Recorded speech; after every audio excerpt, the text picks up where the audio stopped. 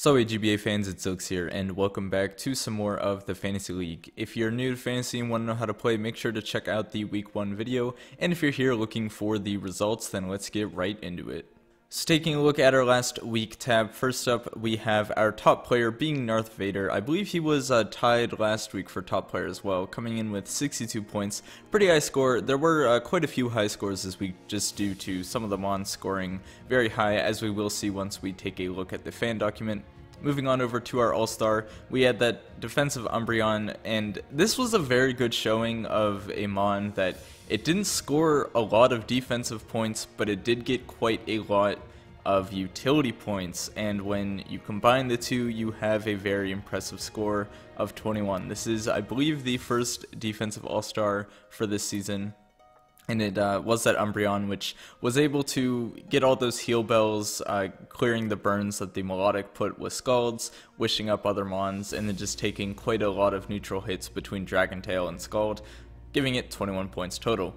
Then, looking at our Coaches of the Week, I believe this is also the first tie for Coach of the Week. We have Aster J, Coach of the Montreal Habsels, and then TTM Jolt, Coach of the Toronto Staraptors, both getting a 5-0 victory. I believe both of these teams are also undefeated, and if I'm not mistaken, they are playing each other this upcoming week, and that'll be a very interesting battle to watch. Taking a look at the fan document, remember this is linked in the description, and this is where you'll find everything fantasy related and also everything GBA related. So looking over here, you can see the rest of the coaches' scores. So depending on which coach you picked, this is the amount of points you'd be getting over here on the total side. Next up, we have my pick 6. This doesn't seem to be working at the moment, as it says my score was only 3, but looking at the other sheet, my score was 32. Our All-Star was Umbreon with the 21 points, so if you did pick Umbreon, then you'd be getting 26 points. I don't believe anyone did pick Umbreon, so that's interesting. It's cool having an All-Star that nobody expects, because then it usually doesn't get picked. Then here we can see the top 3 players from this week and their scores. And then looking over, we have our offensive Mons, Cresselia getting the top there with that sweep it had versus the Memphis Grizzlies, as well as Diancie from the Toronto Staraptors and Tapu Koko from the Texas Rangers. Then looking over at our defensive rankings, very impressive showing, all from the Montreal Habsels versus that Milotic. Milotic was very close to getting up on the top 3, but all these Mons, Quillfish taking quite a lot of resisted hits, Umbreon obviously getting those 10 utility points, pushing it ahead, Cresselia taking quite a few super effective hits in there as well, and then the Melodic trailing close behind with 11 points.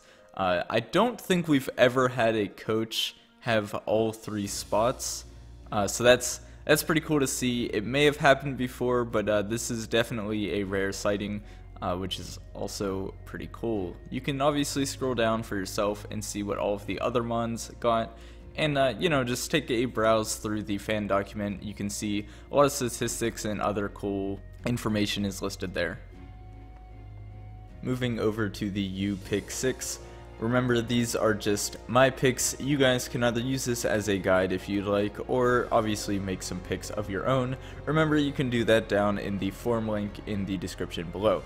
So moving into my picks, first up, offensively, I have Greninja from the Durham Druddigons. They face off against the New York Clinks this week, and I really like Greninja because the Clinks don't have too many responses to like a Life Orb Greninja, other than maybe like a defensive Manaphy or a defensive Sylveon, but either of those can be taken care of with Greninja's coverage or other Mons on the Durham Druddigons team, and I think that Greninja can be a really good revenge killer or potentially late game sweeper. I like it as a pick. I like its matchup this week, and I think that it'll be able to score a couple offensive points, maybe like 1 to 3 kills. 3 is a little generous, but I imagine if it gets brought, it'll at least be picking up 1 KO, unless there's some mispredicts or whatever may happen. Next up, I have Mega Glade from the Los Angeles Clefable. They're going up against the Memphis Grizzlies. Now, the Memphis Grizzlies do not have too many responses to a Mega Gallade, especially if it is able to set up like a Swords Dance, or even if it's just in there like, you know, clicking close combat or whatever it may be. Like the Drizzlies, you know, maybe like an Intimidate Arcanine could deal with it, but this could definitely put in a lot of work this week if the Gallade is, you know, played properly, or if it's even brought, of course, to be able to take on the Drizzlies. Next up, I have Hydreigon from the Texas Rangers. They're going up against the Newcastle Umbreon. Now, this is a little bit of a weird pick for me because I'm kind of going on the whim that potentially the Newcastle Umbreon will be expecting things like Tapu Koko, Mega Scizor, Hawlucha, and kind of over prepare for those offensive threats, and maybe the Hydreigon gets brought and is able to put in a lot of work with like a Scarf set or even a Life Orb set to be able to deal with the Umbreon's team if they're expecting, you know, like a more physically offensive based. I don't know, kind of a weird pick. I do like the idea of it though, and if it does get brought, I think it will be able to do very well. Next, moving on to the defensive side, I do have Rotom from the Newcastle Umbreon, as we just spoke. The Texas Rangers have quite a lot of physical offense, and this here Rotom is able to deal with quite a bit of them. It's able to resist and be immune to, like, Hawlucha stabs. Then there's the Scizor, which it can resist the electric and the bug attacks, and then the Tapu Koko, which it does resist the electric attacks. That's the reason why I think that maybe the Hydreigon will be brought to try to deal with this Rotom. Because if it is able to Will-O-Wisp a lot of the things on the Rangers team, then I think this Rotom will be able to stay alive for quite a while. The only downside is its only way of recovering would be through like Pain Split, so maybe we'll see some Wish Passing, or who knows. But I do think that Rotom has a pretty good matchup if the Rangers bring a more physically offensive team, and if it's you know, brought in a defensive set. Next up, I have Seismitoad from the Toronto Staraptors. They're going up against the Habsels. The Habsels have quite a few mons that would be able to be stopped by the Seismitoad. There is like an option for like a Freeze Dry Pilot line, which could hit the Seismitoad pretty hard.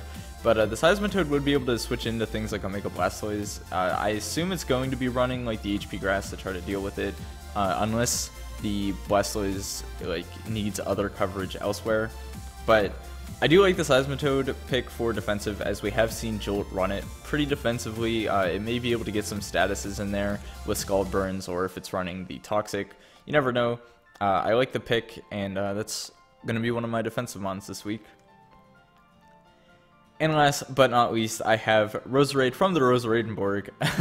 That's interesting to say. But Roserade was just picked up this week. I believe they dropped the Espeon and picked up Roserade in return.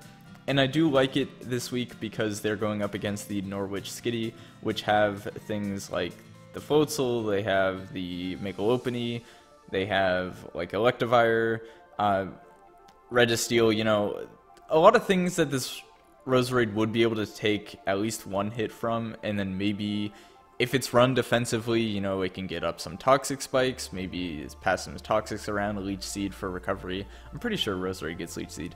Either way, if it gets brought, and if it's running like a defensive set to be able to take on some of these offensive ones, it may be able to pick up some utility points and a bit of defensive points here and there to maybe put it on the board. Not too sure about this one, just like the Hydreigon. Usually whenever I do my pick 6, I pick like 4 that I'm pretty certain about, and then 2 that I'm kind of like, maybe it'll do well, I'll throw it on there and see what happens. So yeah, this is going to be my 6 mons from this week. Remember, if you want to make your picks, check out the form link down in the description below. And let's move on to the outro. So that is going to be it for this week of fantasy. Remember to check out the links in the description for the fan document and the forum. Also check out the fan Discord. We have a lot of discussion there about fantasy and really just all things GBA. There's plenty of text channels where you can talk to fans, analysts, coaches. Really just everyone involved is there, and it's a good time, so make sure to go check it out. I will see you guys next week. My name is Xilicks. Okay, thanks, bye.